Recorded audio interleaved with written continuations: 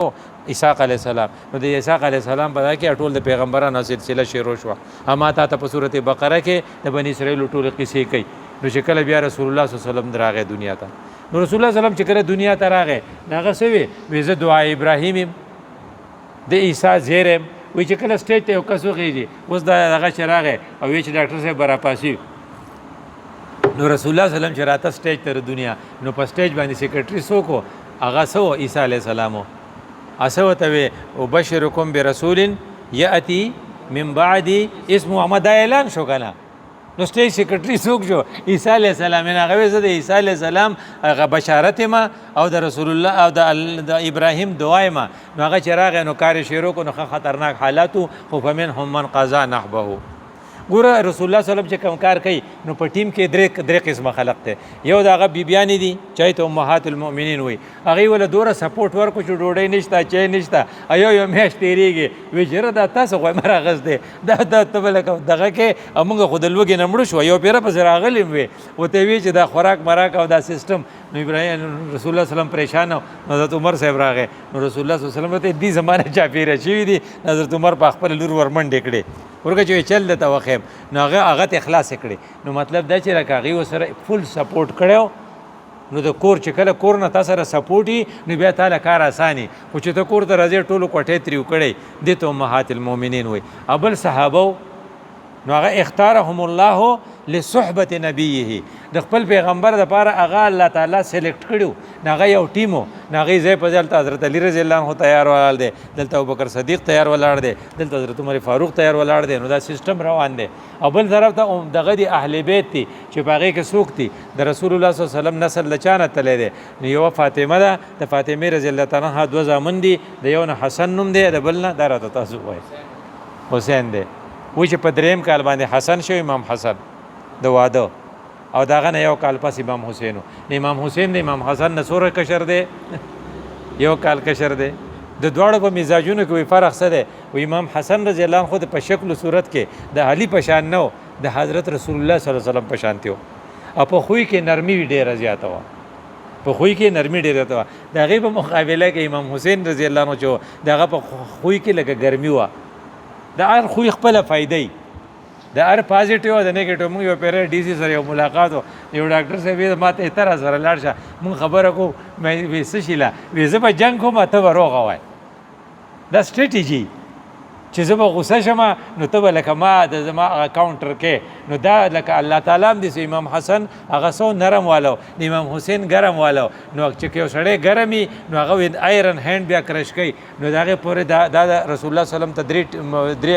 ګروپ میلاو شو امهات المؤمنین او اهل بیت چې پای کې امام حسن امام حسین دغه او بیا هغه نه آنے والا نسل او بل طرف ته صحابه. دا ټول دین رسول الله صلی الله علیه وسلم کار کله کمپلیټ کو دا راته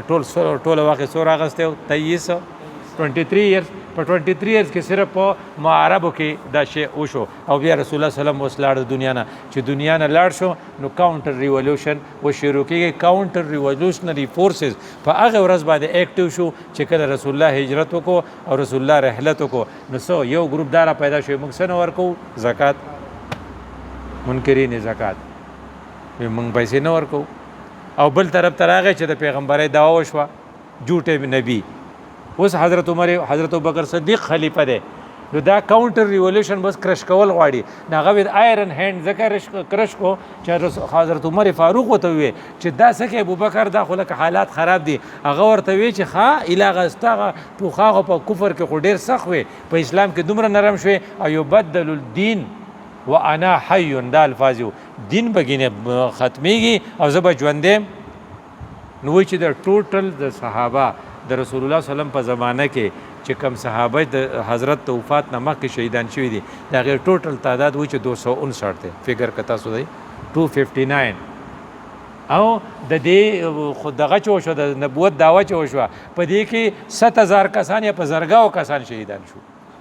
دینه پس بیا شهیدان چې وو دا په زرګاو دي. ګوره نو مطلب چې د ریولوشن د مینټین کولو لپاره او د کاونټر ریولوشن د کرش کولو لپاره بیا به ته د قرباني ډیره ورکې. هغه مخکنۍ قرباني د زندګو په مقابله کې اته کم او دا بیا ډیرو خدا هغه وکړل او هغه دغه چې دی هغه دین چې دی هغه دغه تبدیلی ته پرې نه ښودو او حضرت ابوبکر صدیق له خدای کامیابي ورکړه او هغه خپل حکومت یې 2.5 کاله وکړو دا بل راته تاسو وایي دا و چې بل پسې بیا څوک راغی حضرت عمر فاروق راغی وکیل صاحب ته بتاتا ہوں کہ حضرت عمر فاروق صاحب تقریباً 12 کاله حکومت وکړو نو هر څه بیا حضرت عمر فاروق په کارونو کې غټ کار دا چې کوم انقلاب رسول الله صلی الله علیه وسلم راغلی هغه انقلاب حضرت عمر فاروق برآمد کو نو مصر په هغه فتح کو نو ایران چې اوس ته کنه موږ چې په فخر کوو چې اسرائیل وټکل د دې اصل فخر حضرت عمر فاروق لذي چې حضرت عمر فاروق رضی دی خو آتش پرستو د دې 5000 ساله تاریخ ته دا ډیر زوړ قوم دی خو دې ته اسلام چې دی هغه د عمر فاروق رسوله او بیا د یورپ ته کو د عیسایت هلته محدود کو د افریقې د علاقې تیم قبضه کړي نو دا د حضرت عمر فاروق چې حضرت عمر فاروق ایکټیو دی او هغه ریولوشن نورم سپینډ کو یی برآمد کو دې ته څه وایي برآمد ته ایکسپورټ کو نو کاونټر ریولوشن شروع کیږي کنه نو هلته کې هغه سړی پسې ولمساو لو ابو لولو کنه ابو لولو او پیروزو ای پسې ولمساو او هغه چې کوم دی سار په مانځه کې شهید کو نو اوس د دې نه پس بیا پر څوک راغی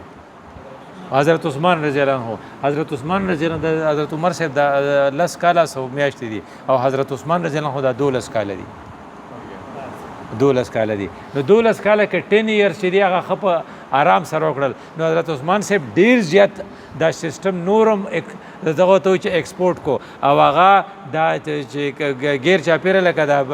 دغه انقلاب چې څومره د عثمان صاحب په وخت کې چې کوم خور شو نه د عمر صاحب نه زیات شو ها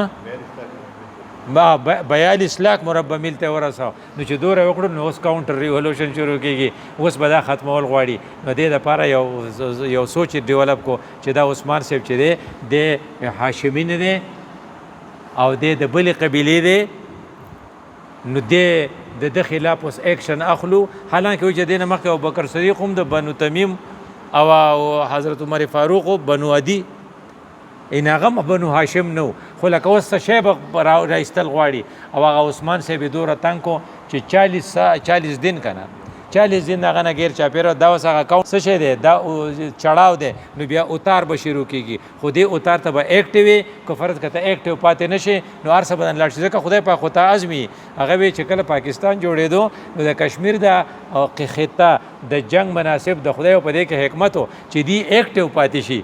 کو فرض کدا نه وینو تا په څه جنگونه کول نو دې کوم د خدای پاک صدقه یا د غزې د مسله چې دا مسلمان چې دی ودن شي او د سنه سه ایکټیوي نو دغه ایکټیویټي د پاره د عثمان صاحب شهادت وشو چې هغه شهید شون دغه نه پس بیا څوک راغی حضرت اعظم خو علی رضی الله عنه هغه علی رضی الله عنه غریب آرام نه دی لیدلې 2.5 کاله حکومت کړي او جنگ صفین او هغه بل سرم دی ها جمل زنده باد جنگ جمل او جنگ صفین په یو کې 72000 کسان 72000 ګوره حالت وګوره 259 ماوي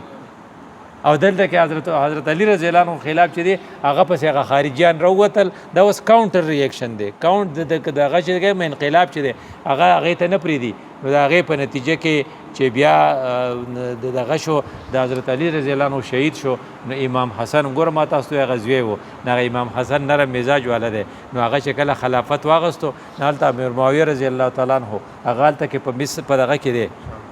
په شام کې دی نو په شام کې هغه ایکټیو گورنر دی په هغې کې څه صلاحیتونه دي او چې هغه بیا د امام حسن دا